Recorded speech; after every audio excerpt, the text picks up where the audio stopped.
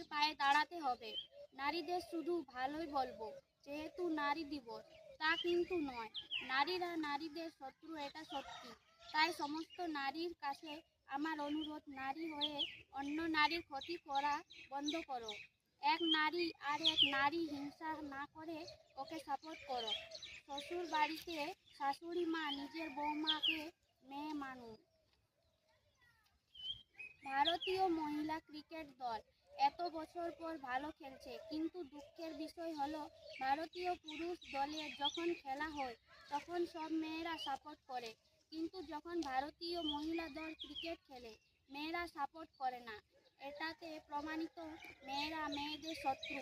কোনো মেয়ে যদি খেলতে চায়, ঘরের মহিলারাই ওই মেয়েকে সাপোর্ট করে না।